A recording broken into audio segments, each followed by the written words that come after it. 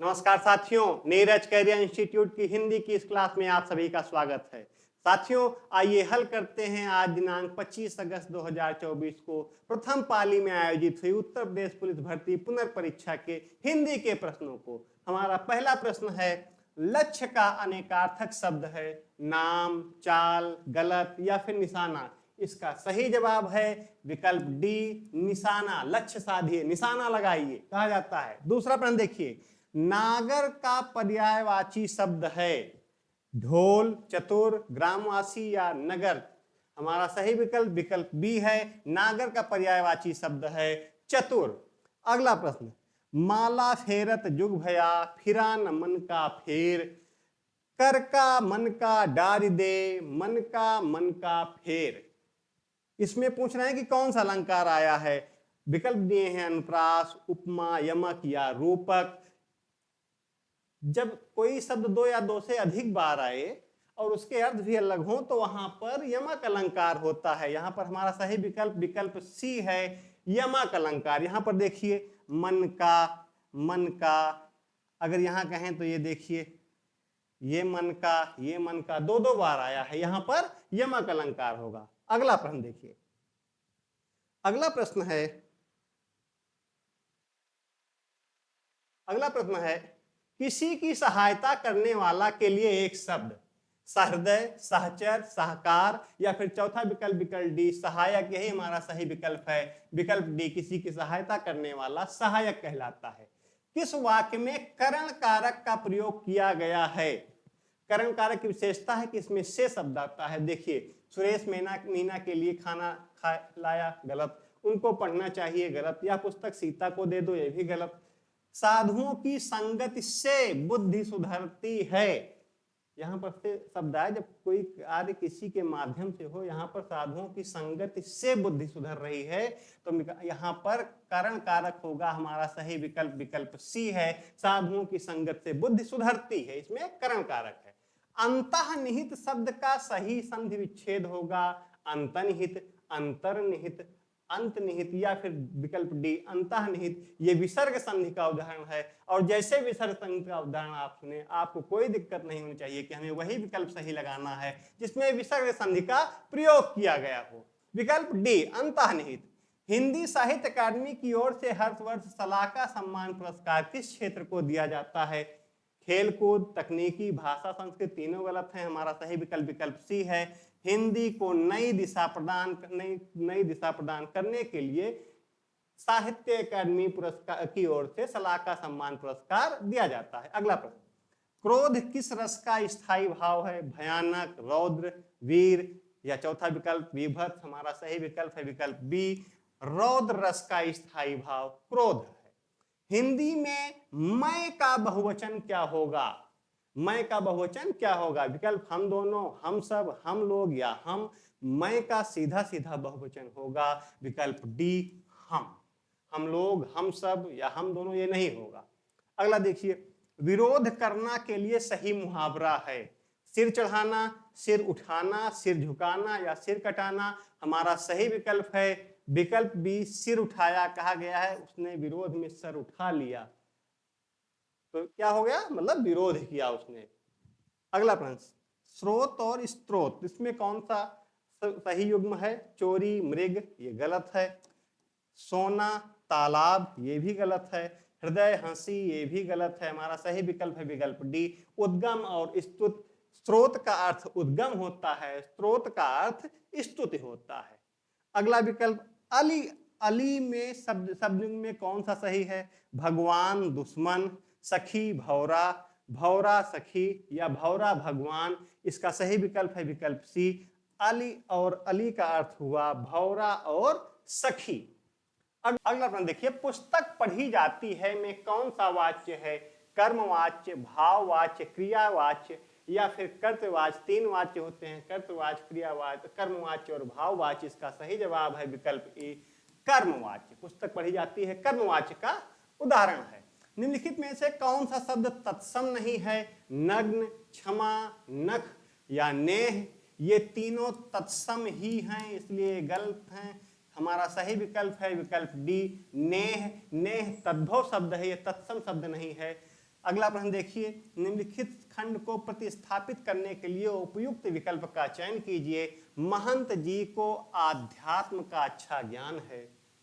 अब इसमें देखिए करना क्या है, महंत जी को अध्यात्म का अच्छा ज्ञान है, महंत जी को अध्यात्म का अच्छा ज्ञान है, महंत जी को आध्यात्म का अच्छा ज्ञान है, महंत जी को अध्यात्म का अच्छा ज्ञान है। इसमें सही विकल्प है विकल्प ए हमारा, महंत जी को अध्यात्म का अच्छा ज्ञान है। जब अध्यात्म को ही हम बदलते हैं तो आध्यात्मिक में बदल जाता है। ठीक, देखिए अगला प्रश्न, निम्नलिखित में से शुद्ध वाक्य है। निरपराधी व्यक्ति को दंड नहीं मिलना चाहिए। बादशाह ने मुक्त हस्त दान किया, उसे पैतृक संपत्ति में हिस्सा नहीं मिला। भारत कभी ब्रिटेन के अधीन नहीं था। इसका सही विकल्प है विकल्प बी, बादशाह ने मुक्त हस्त दान किया, क्योंकि अधीन नहीं अधीन होता है और निरपराधी नहीं निरपराध होता है। और पैतृक ऐसे नहीं लिखा जाता, पैतृक ये ऐसे लिखा जाता है, री रहता है उसमें, इसलिए तीनों गलत हैं। सही विकल्प है विकल्प बी, बादशाह ने मुक्त हस्त दान किया। अगला प्रश्न देखिए, अगला प्रश्न है, गमहि शब्द है तद्भव, देशज, विदेशज या तत्सम। गमहि शब्द का प्रयोग बार बार हुआ है श्री रामचरितमानस में। इसका सही विकल्प है विकल्प डी, तत्सम शब्द है। कपाल का पर्यायवाची शब्द है खप्पर, भाग्य, माथा या अदृष्ट। इसका सही विकल्प है विकल्प सी, माथा। काल के कपाल पर लिखता मिटाता हूँ, गीत नया गाता हूँ, गीत नया गाता हूँ, वाजपेयी जी की प्रसिद्ध रचना है, गीत नया गाता हूँ, उसकी पंक्तियां हैं, उससे पता लगा लीजिए कि काल के कपाल अर्थात काल के माथे पर। जो शब्द संज्ञा की विशेषता बताते हैं उन्हें क्या कहा जाता है? आप जानते हैं संज्ञा की विशेषता बताने वाले शब्दों को विशेषण कहा जाता है। हमारा विकल्प ए सही है। कमर टूट, मुहावरे का अर्थ होगा जीत जाना, कमर टूट जाना, चोट लगना, या फिर चौथा विकल्प डी निराश होना होता है, क्योंकि कमर मुहावरे का अर्थ जो लिखा होता है शब्दार्थ दूसरा होता है, भाग्य उसका अर्थ दूसरा होता है वाक्यार्थ, इसलिए यहाँ पर जो सही है भावार्थ वो है निराश होना। अगला देखिए, ऐश्वर्य का अर्थ है अभिलाषा, अनिच्छा, ईर्ष्या या घृणा। इसका सही विकल्प है ऐश्वर्य का अर्थ इच्छा, अभिलाषा से जुड़ा हुआ है, कामना से। विद्वान शब्द का स्त्रीलिंग बताइए। मैंने जब इसके पहले वीडियो बनाए थे 23 अगस्त को जो परीक्षा हुई थी उसमें महान महती आया था, उसी समय मैंने विद्वान और विदुषी का भी जिक्र किया था। यहाँ है विद्वान की स्त्रीलिंग बताइए, विकल्प ए विदुषी। विद्वान ज्ञानी होशियार नहीं होगा। वाक्य में उचित विराम चिन्ह का प्रयोग कीजिए। ओह, बहुत कठिन समय आया है, ये 4 निशान दिए हुए हैं। ओह, आ, हाय, ये सब जितने भी शब्द हैं ये सब विस्मयादिबोधक शब्द हैं और इनके साथ विस्मयादिबोधक चिन्ह का प्रयोग किया जाएगा। विकल्प ए सही है, ये चिन्ह विस्मयादिबोधक चिन्ह है। अगला देखिए, 2020 का ज्ञानपीठ पुरस्कार किस रचनाकार को दिया गया? सर्वेश यादव सब्बे, नीलमणि फूकन, कृष्णा सोबती, अमिताभ घोष। इसमें दिया गया समिया लेखक नीलमणि फूकन को 2020 का ज्ञानपीठ पुरस्कार दिया गया। अगला प्रश्न, चूड़ी अच्छी थी में थी कौन सी क्रिया है? अधिकार द्योतक क्रिया, औचित्य बोधक क्रिया, अप्रत्यक्ष क्रिया या फिर चौथा योजक क्रिया। सही विकल्प डी थी योजक क्रिया है। बुरे अर्थ में प्रयुक्त होने वाला बद उपसर्ग किस भाषा का है? अंग्रेजी, उर्दू, फारसी, हिंदी या फिर संस्कृत। हमारा सही विकल्प है विकल्प बी, उर्दू फारसी में बद आता है, बदनाम इसी से बनता है, बदमाश भी इसी में रहेगा। ये सब जितने भी हैं, बदजुबान बनेगा, ये सब जितने हैं ये सब उर्दू फारसी के उपसर्ग से शब्द बने होते हैं। अगला देखिए, अगला प्रश्न है, आत्मनिर्भरता निबंध के रचनाकार हैं। आत्मनिर्भरता बालकृष्ण भट्ट का एक प्रसिद्ध निबंध है। अजित कुमार, रामचंद्र शुक्ल, महावीर प्रसाद द्विवेदी गलत विकल्प है। हमारा विकल्प ए सही है, बालकृष्ण भट्ट। अगला प्रश्न, निम्नलिखित विकल्पों में से कौन सा जोड़ा समश्रुत भिन्नार्थक नहीं है? अणु, अनु है, अंत, आरंभ, अनल, अनिल, अभय, उभय, ये दोनों भी हैं, अनिल, अनल, अभय उभय भी कहने में लगभग वैसे हैं, लेकिन अंत और आरंभ ये एकदम अलग है। हमारा सही विकल्प है विकल्प बी। जल में समाधि, जल समाधि, इसमें कौन सा समास है? कर्मधारय समास, बहुब्रीहि समास, तत्पुरुष समास या फिर द्वंद्व समास। ये सब कारक से आए हैं। में शब्द कारक में आता है, और जो कारक वाले समास होते हैं, जो शब्द होते हैं, वो सब तत्पुरुष समास के अंतर्गत आते हैं। हमारा सही विकल्प विकल्प सी, तत्पुरुष समास। बोलने दो चीड़ को किसकी काव्य कृति है? नरेश मेहता, अज्ञेय, सुमित्रानंदन पंत या महादेव वर्मा। हमारा सही विकल्प है विकल्प ए, नरेश मेहता। पढ़ते रहिएगा, अभी भी परीक्षा में राष्ट्रकवि मैथिली शरण गुप्त और राष्ट्रकवि रामधारी सिंह दिनकर से प्रश्न नहीं पूछे गए हैं। जैसे अब जो पेपर बचे हुए हैं उनमें इनसे प्रश्न पूछे जाने की बहुत संभावना बची है, इसीलिए ध्यान दीजिएगा इस पर।